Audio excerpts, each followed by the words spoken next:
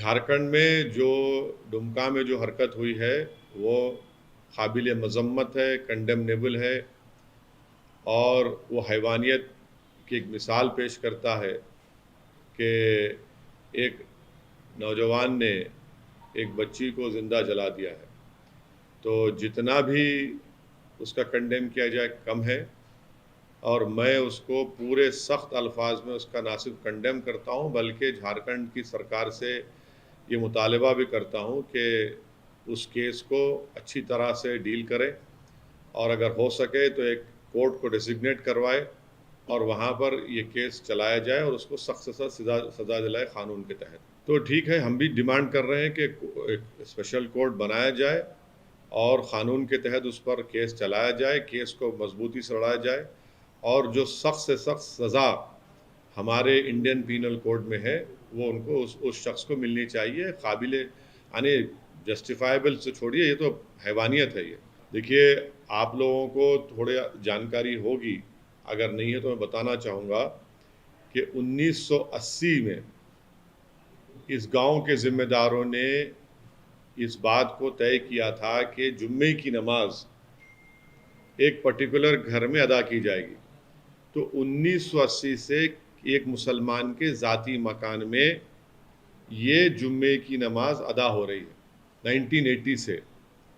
अब अचानक आप आकर वहाँ पर कहते हैं कि नहीं, आप नमाज नहीं पढ़ेंगे वहाँ पर। भाई, मेरा ज़ाती घर है, मैं अपनी ज़ाती प्रॉपर्टी में नमाज पढ़ रहा हूँ। क्या कोई मुसलमान किसी और समुदाय के रिलीजियस प्रेयर्स के ऊपर कोई इतराज़ कर रहा है क्या? तो ये तो सरासर नाइंसाफ़ी है, जुल्म है ये।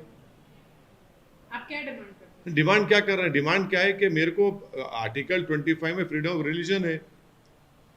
मैं अपने ज़ाती मकान में वहाँ पर उस गांव के ज़िम्मेदारों की बात ये तय हुई थी कि जुम्मे की नमाज में पढ़ रहे हैं। अभी क्या है उसमें? अब नहीं पढ़ना नमाज, ये क्या बात है? अरे 1980 से न्यूसेंस नहीं क्रिएट हो रहा, अब कैसा क्रिएट हो रहा है भाई? क्या कोई मुसलमान किसी और समुदाय के बारे में कह रहा है कि भाई उनका वर्शिप नहीं होना चाहिए, उनकी इबादत नहीं होना चाहिए? तो आप क्यों कर रहे हैं ये? आखिर अब अगर मैं घर में नमाज नहीं पढ़ूंगा तो कहाँ पढ़ूंगा? रोड पे पढ़े तो आप बोलते रोड पे नहीं पढ़ सकते, जबकि सुप्रीम कोर्ट ने कह दिया कि भाई नमाज आप कहीं भी पढ़ सकते। मस्जिद आपके लिए एसेंशियल फीचर नहीं है, सुप्रीम कोर्ट ने कह दिया। अब हम घर में पढ़ रहे हैं तो उस पर एतराज क्या? यानी आप तो चारों तरफ से आप हमको दवा देना चाह रहे हैं। बेंगलुरु में जो कर्नाटक की सरकार ने ऑर्डर पास किया वो संविधान के आर्टिकल 14, 19 और 21 के सरासर खिलाफ है। भाई, मेरा right to occupation, right to livelihood, right to life और प्राइवेसी, सुप्रीम कोर्ट ने तो यही कहा था ना कि मैं क्या खाऊंगा, क्या नहीं खाऊंगा, क्या पहनूंगा, वो आपका इख्तियार ही नहीं है वो।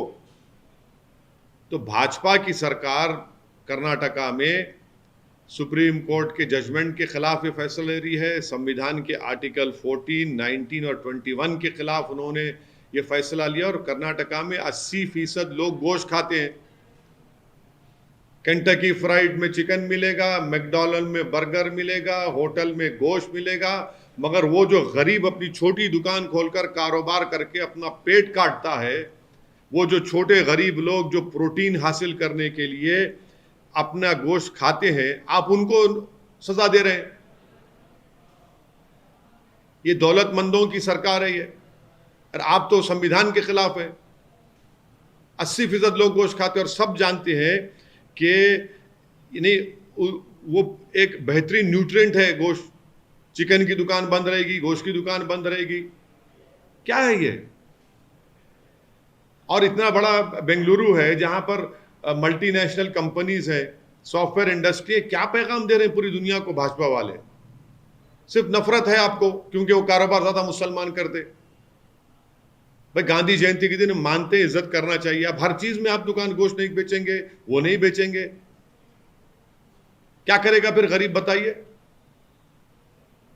तो ये बिल्कुल सरासर गलत फैसला है उनका। इस समय पूरी दुनिया में लोग कंफ्यूज्ड हैं। वो समझ नहीं पा रहे हैं क्या सही है, क्या गलत है। क्या सच है, क्या झूठ है, और ये स्पष्टता हम आपको अपने इस नए शो में देंगे। सब कुछ ब्लैक एंड व्हाइट में बताएंगे। इस शो में मेरे बालों के अलावा कुछ ग्रे नहीं होगा। हर खबर ब्लैक एंड व्हाइट की तरह बिल्कुल स्पष्ट होगी।